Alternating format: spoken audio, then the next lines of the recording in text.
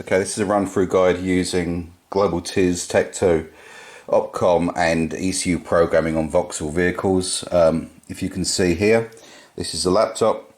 You've got two cables here. One is basically the opcom cable down there, which is indicated with a gold connector, gold symbol at the end of it, indicating which USB port it goes into. And you also got down there a VCX Nano, which is an MDI emulator plugged into a Vectra-C ECU module. It's basically only for testing purposes, so that we can emulate what's going on in regards of testing it with Tech2. You always plug the cable into the laptop first. So what you want to do is basically just plug, this is the one for the VCX Nano, into the silver port, which is the one at the front, like so. You'll hear a sound saying that it's connecting up and it's installed in the device. Plug your VCX Nano cable, the actual OBD socket, into the OBD socket of the vehicle. Make sure the ignition is on, so it's supplying 12 volts to the actual module. Otherwise, you may not get the correct response when you try to communicate with the vehicle. So if we go back to the laptop, and if we just check that the actual device is connected, what you do is open up VCX Manager, which is here. The unit will beep if it's successfully connected. And if we look here, we can see that it is connected and it's showing its serial number. We just run a quick device test.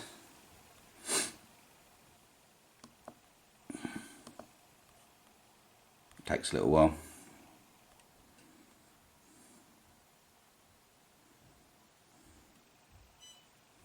And that beep indicates that it's been successful. And there we go, we've got a log report from the actual unit that everything's, all the buses are correct. Don't have to run this test, it's only because it's just to go through some of the diagnostics with you and what you can do in regards of issues if you do get any. Just check the licenses are actually active, that's all good. These will remain active until the actual end license date, and then they can be re-updated at that point. In regards of the configuration, so if we close out of that now, we go to the configuration of Tech2win. Just going to zoom out a little bit there. And you have a number of different ROM files which basically give you different access to different vehicles.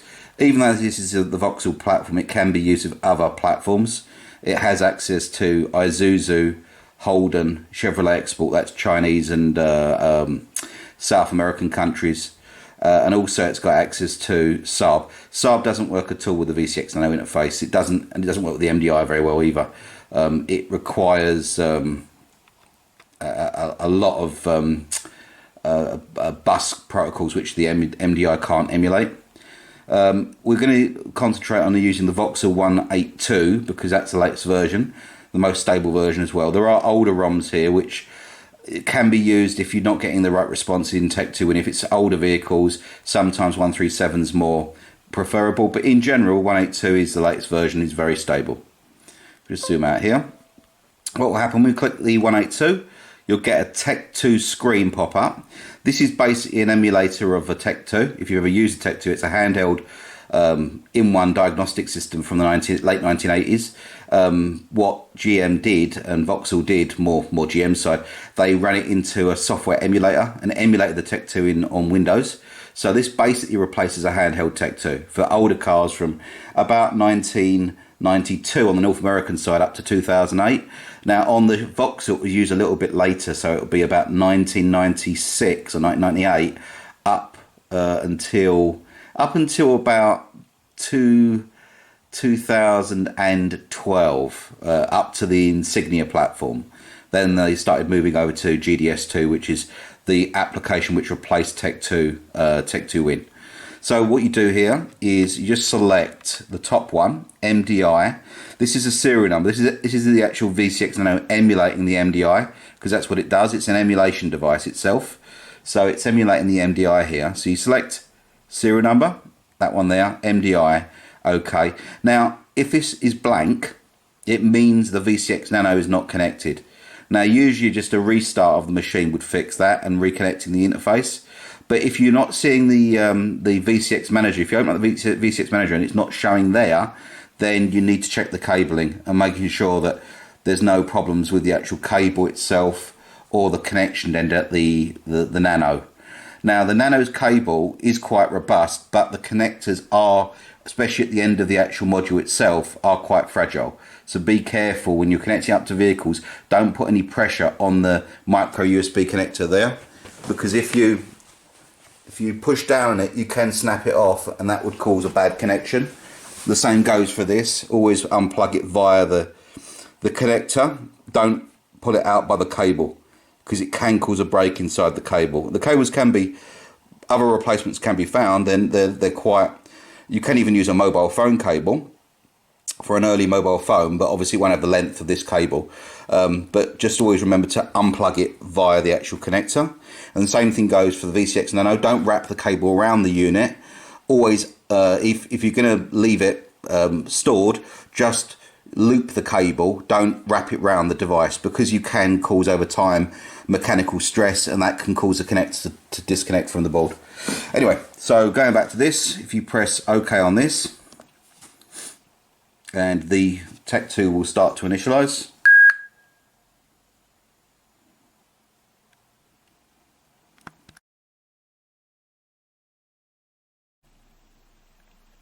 And it comes up to this screen here, Tech2. If you click on enter, you can use the keypad here. This is basically the Tech2, or in some ROMs you can just hover over and click on things. Now in the later ROMs you do have the ability to do that. In some of the ROMs it will not let you click on them. You have to go through the interface and the up and down arrows. So if we click on this, that's basically pressing the same as doing pressing the enter. And we select the year for this. This is a Vectra C 2008 ECU. So Vectra C Signum. And what we're going to do is we'll run a vehicle check on there. Now, we don't have all modules connected to this vehicle, because this vehicle is just a loom and an ECU. In most cars, it will have a CAN, after 2003, 2004, will have a CAN bus system, and all the modules are connected through that car area network. Now, if you do an ECU module check, that will check all the modules on the system. But because we've only got DTCs and ECU plugged in, we're just going to run a DTC information test. And it will say engine off, ignition on. In this case, it's hardwired for ignition on through my cabling loom there. So obviously if you're plugging it into a car, you must have the ignition on now. And the battery voltage has got to be above about 11.8 volts or 11.6 volts. Anything below that could give you issues with communicating to the vehicle. Press confirm on that.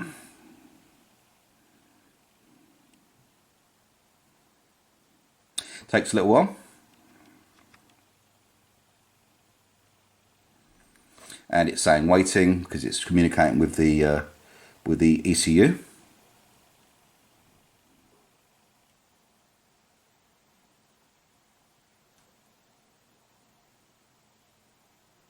And you can see here we've got 33 DTCs. We can view them DTCs and go through them. Plenty there because it's not connected to anything. We'll just abort that. Now, a lot of people will want to use Tech2 to get access to the security access on the actual system. Now, out of the box, you'd need to grant security access to the actual vehicle. Now, usually what happens, people go into certain checks in certain parts of, say, under engine, and select the model of the ECU, which is on the car, or the model of the car, sorry, on the which confirms what ECU type it is.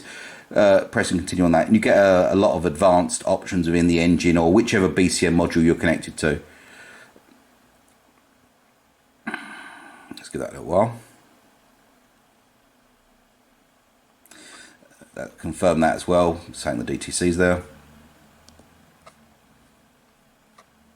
And then under here you've got like additional functions, so reading out odometer and programming. Now you can any of these programming things, and majority of them would need security access. Now this ECU has already had security access granted to that VIN number, but I'll go through the process of actually what you would do to get the security access to the vehicle. So if you was going to replace the injectors on this vehicle, when you click replace injector, it will say you need to go and grant security access. Now if I do that now, it let me straight into the menu, but in the case you need security access to the vehicle, you need to request it. So what you do, once you get that menu up, you click on that, or whichever one you're clicking on, it says go back to get security access, then go back to the main screen by pressing exit. So you're back to the main screen, and what you do then is run up Globaltis. Globaltis is basically the dealer software center which gives you access to ECUs. Now this has already been running before. If you get this message up, it's because we didn't log out of the actual system. Just press yes, and it will take you back to the main screen, and it will give you this little menu saying that about updates. Now if we go down here to the security access menu and click start download, and then click save file, and then open the save file, and then press OK.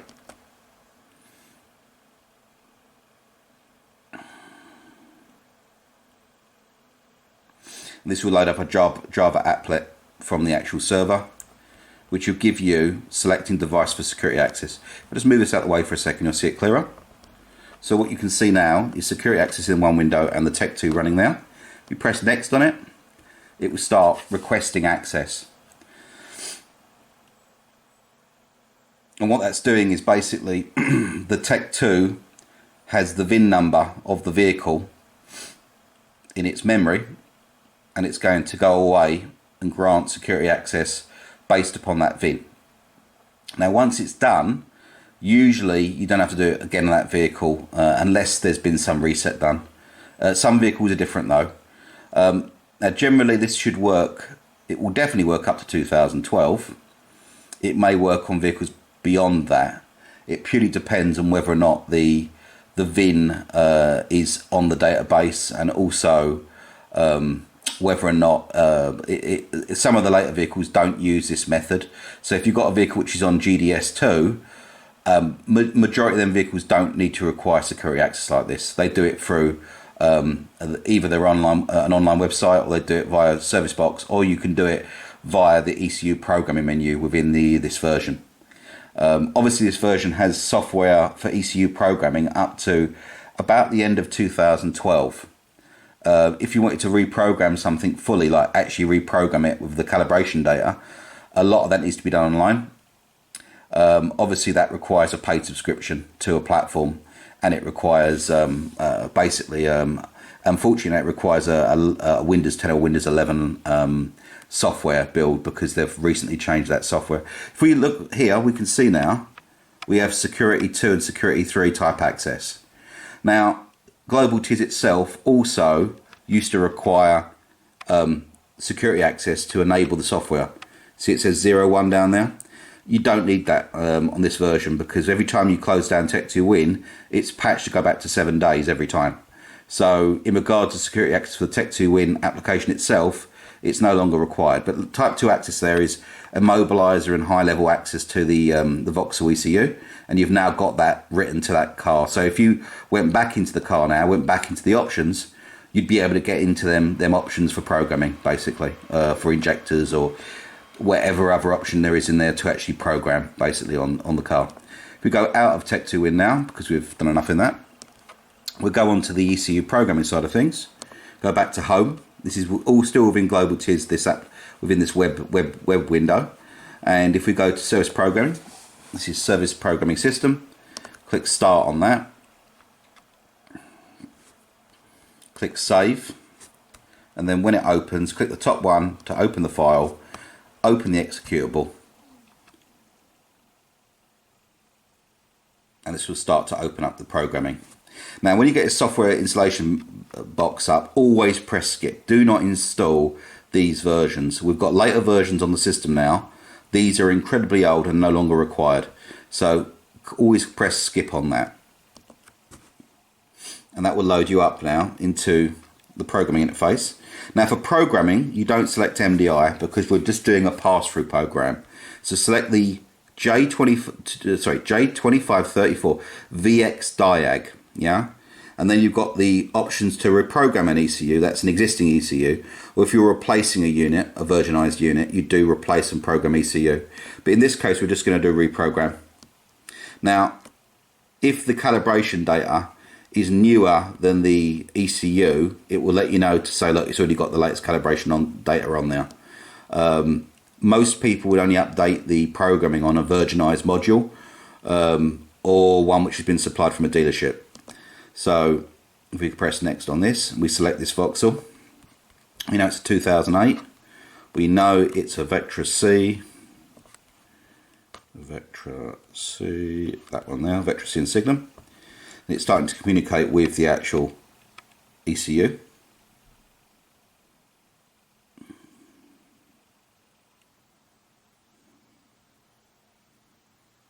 Takes a little while, and then you see if it's good, the VIN number will be listed. If it's not listed, then potentially it's not on the database to be reprogrammed. So press next on that. And then select the sales make, which is Vauxhall. And then basically it's asking which control it wants to reprogram. Now in this case it's the engine control module. And the option down there's programming and normal programming is absolutely fine. And then we select the engine type, which is a Z19DT. It's going to communicate with the vehicle, which is basically an ECU.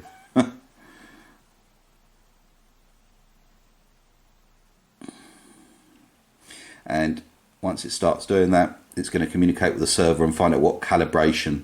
Now the server is actually the web server. It's all got the files stored on the root of the laptop. So the laptop's got its own little web server running, and it's got all these files on there. So it will communicate and go away and start downloading the files it needs from the actual database to the actual ECU. Now here it's determined what the values are on the vehicle. Now obviously if you're doing a change of ECU from one vehicle to another, you might need to set it to an auto if it's listed, and if it's got a diesel particulate filter on there, and a software calibration, whether it's got the oil warning lamp. These options would all change. You'd need to validate which ones they were on the vehicle before setting them. Otherwise you'd write back these different options to the ECU. So if you set if it was a program for a manual transmission, it was an auto, your car may not go anywhere after you've programmed the wrong transmission type. So we just set these values here, and then once them values are set, you can press next on there, which is down the bottom corner, and then we can see here that this one can't be reprogrammed because it's already got the current calibration software on there. Now if you don't have the current if you've got an older version calibration data, it will ask to basically go ahead and proceed, and it will start to go through programming. And when it does program, it will do it in chunks. It will go a little bit of a way, 10-15%, then stop for a while, and then it will carry on going through it like that. Don't worry if you do a reprogram and it starts to time out. Just leave it. Just leave it to run through. It can sometimes take up to an hour or more. If it's an earlier car with smaller ECU memory, it will be quicker. A lot of people get very confused by when they do go through the programming option that they pull cables out. Whatever you do, don't touch any of your cables. Do not turn on, do not touch the laptop. Make sure it's plugged into the mains when you do ECU reprogramming. Make sure your battery's on a battery conditioner so that it's got adequate voltage to complete the programming as well. Otherwise, if you don't do that, you can get yourself in real big problems, and you can corrupt the ECU data. If it's a new ECU, it would not give you a current software version there, because it probably wouldn't have anything programmed from its virginized state. It would let you know to update the software at this point. So we can't proceed with this one because it's already got the current data on there. But in another case, you'd click proceed, and it would allow you to go ahead and program that and finish off, and any instructions at the end it might ask you to do on the car to complete programming.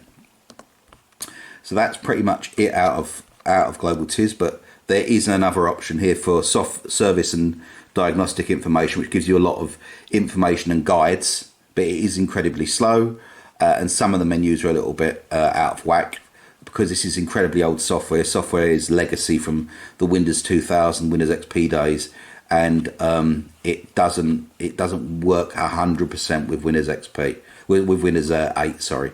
Don't worry about using the GDS2 option from here. Don't run it up from here. This is a very, very old version, and it's no longer current. It doesn't work well with the MDI software. We've got a new version installed. So to log out of the database, the best thing to do is click this log out box here in the corner, which is just up there. That will log you out successfully. If you don't log out and just close the window, next time you log back in, it will ask to terminate the session as it did before, and you have to press yes.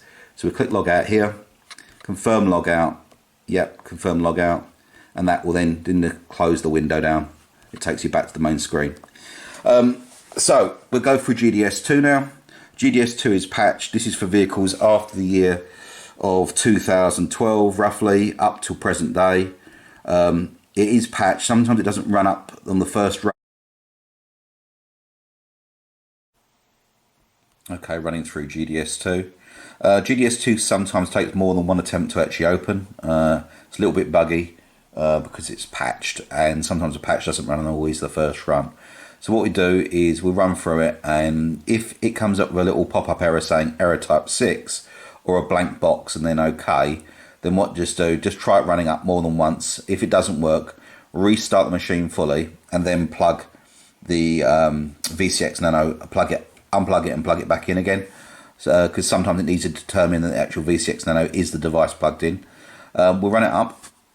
This is GDS2. This is vehicles from about 2012 up to 2021. It does take a while to load. That GM loader pops up. That's the patch running. And it should load into this screen here, which is GDS2. It does take a while to load.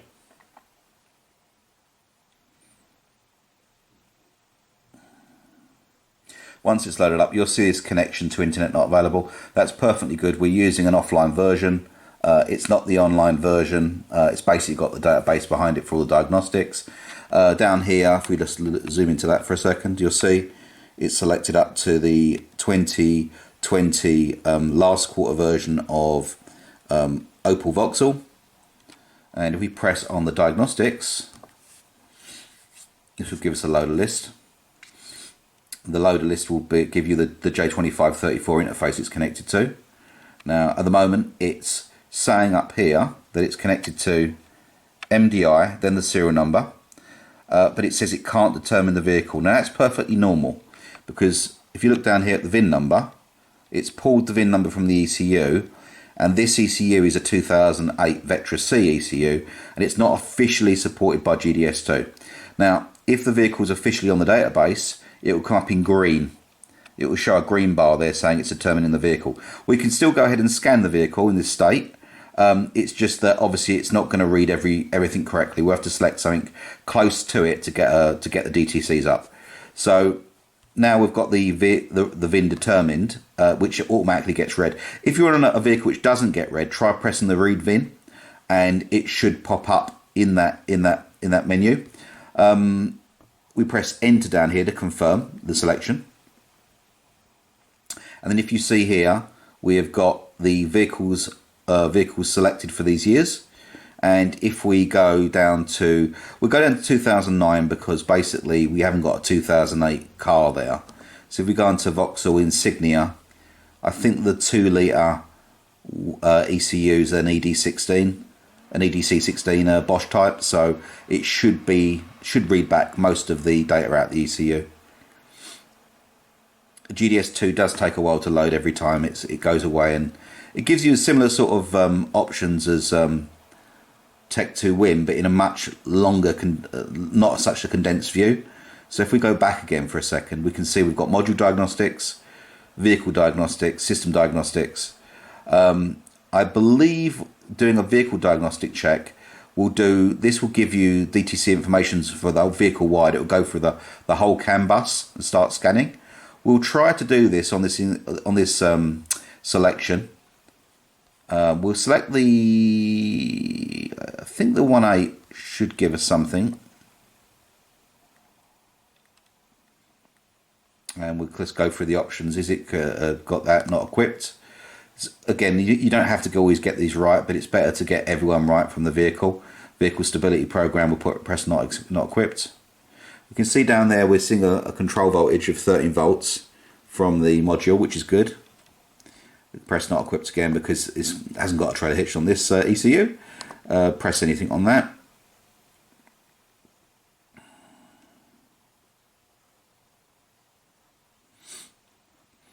And again, you'd select whatever needed to be selected, but in this case I'm just going to press the top one.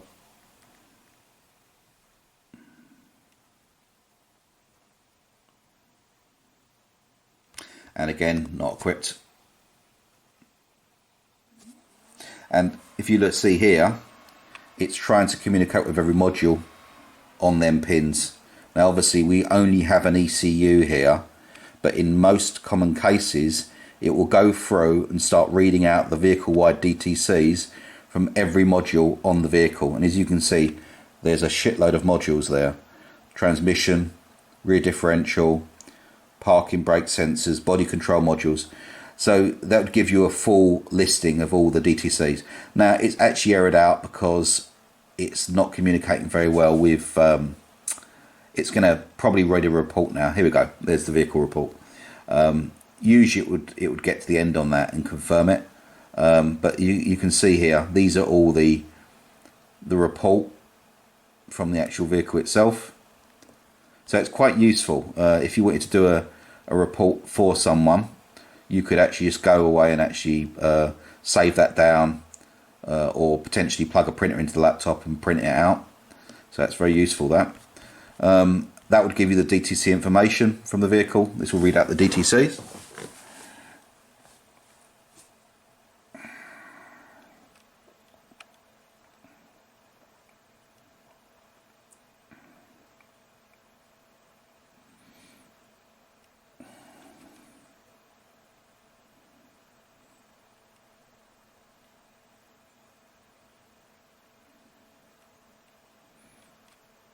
And if we click onto the engine module,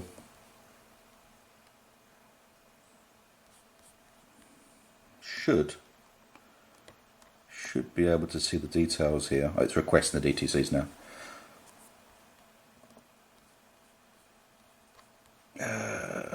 Details, I think it's details. There we go. So you have to press the details tab after it's finished selecting. And it will give you all the issues it's found. And also you've got the option to clear DTCs from there as well. That's pretty much it for general DTCs within GDS2.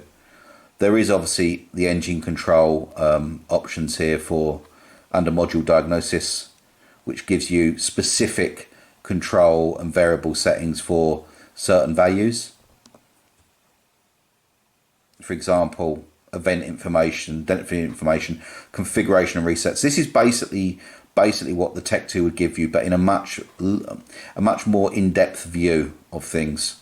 You can see the configuration options, learn functions, crankshaft position variation. So there's lots of different options in there. It's best to go through them all, and then just you can find some guides online regarding GDS2 on YouTube, which are very useful as well in regards of using it. That's pretty much it from GDS2. Just close it down.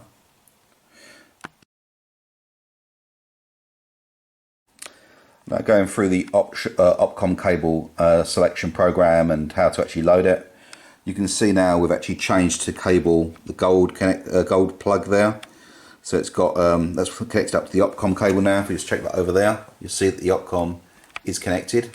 Now the opcoms basically it's a clone cable of original opcom. They're really quite good at using on older vehicles, and they can be quite useful in some cases. The VCX Nano itself is a very good interface.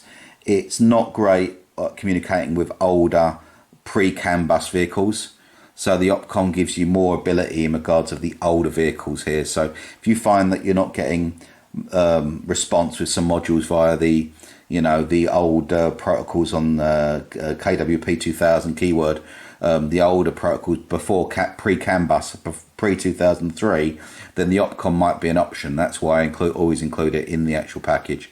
So opcom works best under Windows XP. So we have a virtual machine here which is called opcom. If we double click on that, it will load up a Windows XP emulation in a window. Now you don't have to worry too much about the what I'm just saying there about what it runs in. The only thing you've got to do is know how to connect the actual interface to this virtual machine and how to launch opcom. Now there's lots and lots of guides on the internet using opcom cables. Now this opcom cable is a clone. It does have some limitations. One of the limitations is it doesn't work well with the Vectra, say with the Corsa C platform. Corsa C and Corsa D ain't great on opcom. They only really work on the later original cables, which cost a significant amount of money. But in most cases, this clone opcom cable does a lot of things, especially on the older vehicles, which even the Tech2win and the MDI interface won't do. So now it loads up, you've got a few different options here, and if you just zoom in for a second here, you've got 3 different versions. You've got the latest version, which was the last patched version from 2014, I believe. The 2012 version, the 2010 version. 2010 version is best on older vehicles pre 2002. If you're going to use it, use this version or this one. Try one of these two first. This one is patched to work with later vehicles as well, but generally they're both pretty stable. So what we're going to do is select the actual interface. So you've plugged in the cable there, as you can see, the opcom cable. You've got to go to virtual machine, removable devices, and just verify that it's actually connected. Now this has already been connected before, but we'll go through the process of connecting and disconnecting it. So press disconnect on that. That should release the actual interface from the virtual machine. Go removable devices, go back to future devices USB serial interface and press connect. And then you should see that little tick box there and the device is showing as connected, because it will say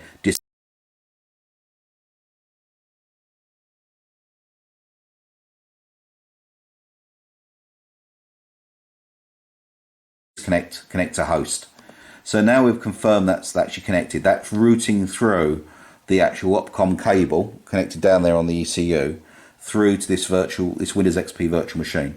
So we'll launch up the top one, Vauxhall, and it will load this little menu saying it's going to basically patch the software to work. And this brings up this option box. Now to verify the interface is connected, you don't have to do this every time, but just in this case we'll show how to test if the cable's connected. We go into that options for settings there, press test interface, and if it's good it will come back with that response. Interface test ended successfully and the firmware version. We close out of that, go back again, and then go to diagnostics. Then there is the option to automatically vehicle identification. That doesn't always work on all vehicles. There's actually a lot of vehicles it doesn't work on. So what you do is always, if you know the vehicle's details, select the defined vehicle. So in this case it's a 2008. And then we select the Vectra C Signum platform.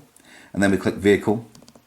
And then we try to add car identification. Now, in this case, this could potentially fail because I only have an ECU here. It should communicate with the ECU, but in some cases, in my case here, this might fail on testing, but we'll see. Car identification, click on that. It's reading the high-speed CAN bus, and it's got communication, and it's actually reading the ECU. So that there is data coming back from the ECU, and it's now determined exactly what the vehicle is.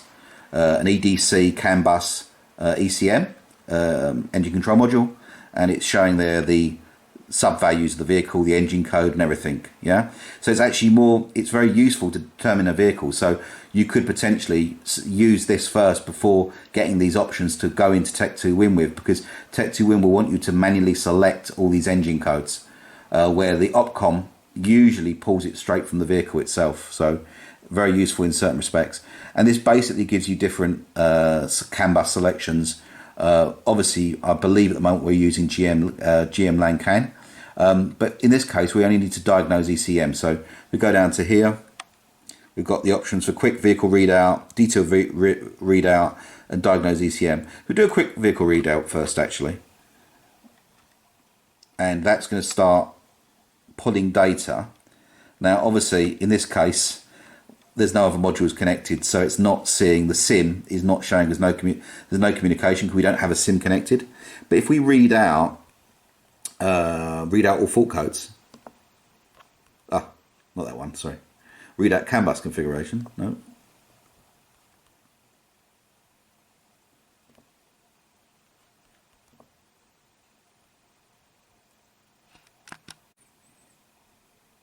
If we select engine from the drop-down list now, and then select what we know is a Z19 DT, press choose on that,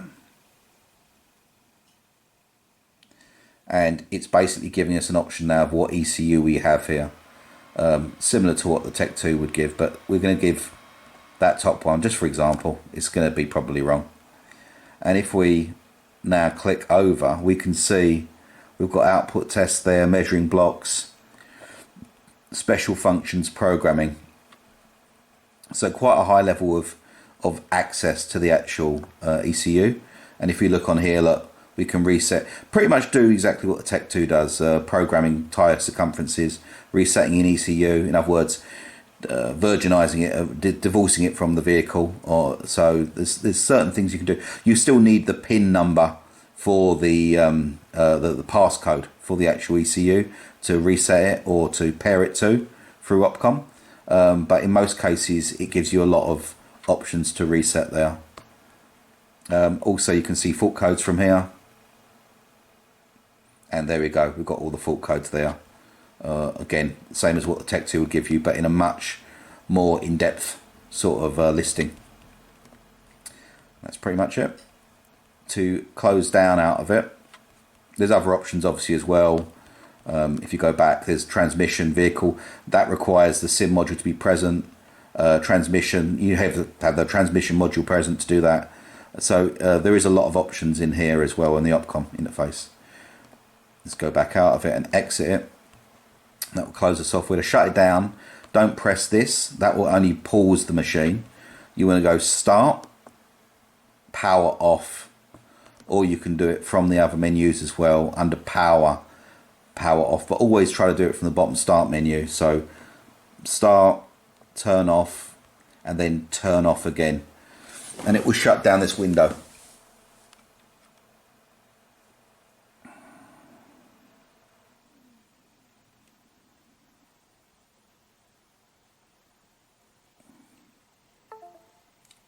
And once that's done, it will go back and you can then disconnect the interface.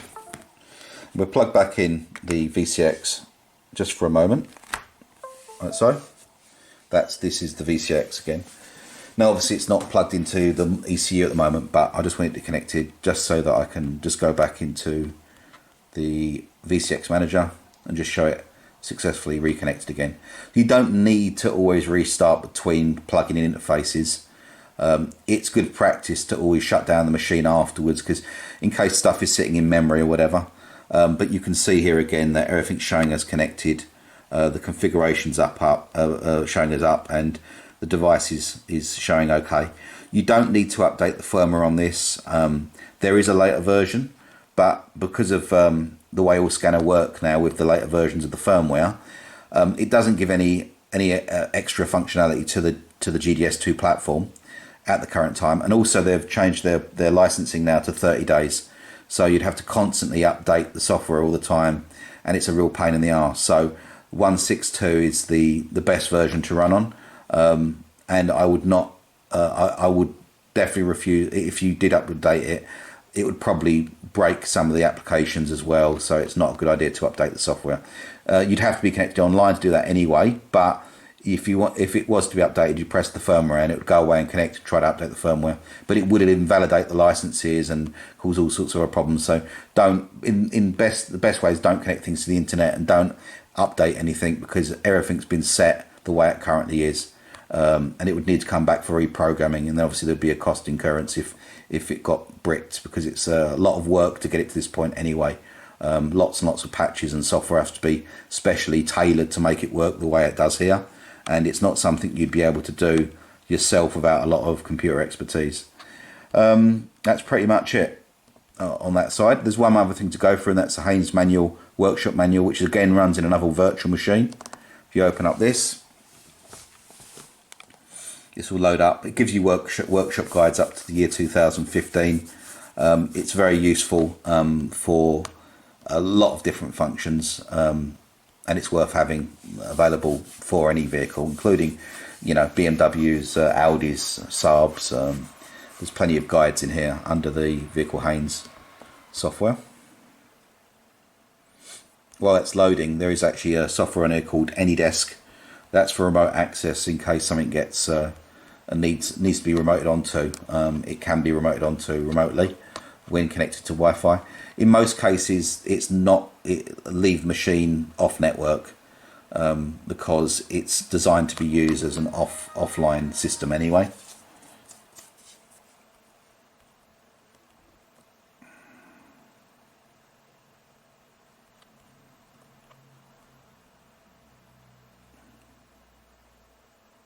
And this will load up automatically, so just give it some time. It will load up straight into the application in the window. Doesn't need anything to be pressed.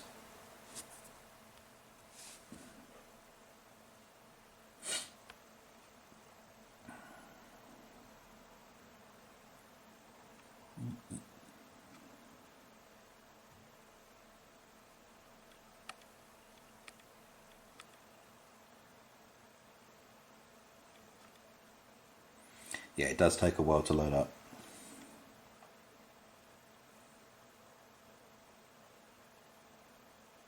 There we go.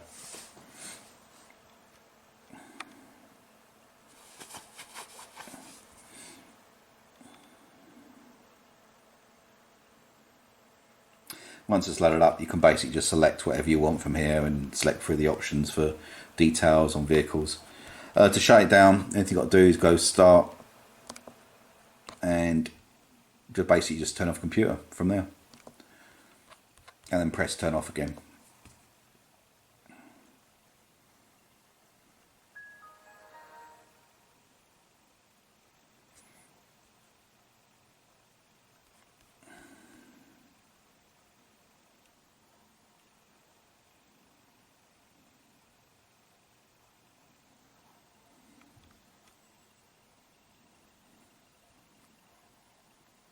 And to shut down the computer, this is running Windows 8, so there is actually a shutdown laptop button. If you want to do it the Windows 8 way, it's that menu there, and then power, and then shut down or restart. But most people, to click off, you go back to desktop, just press desktop here, over there. But you can just press shut down laptop, and that will shut it down.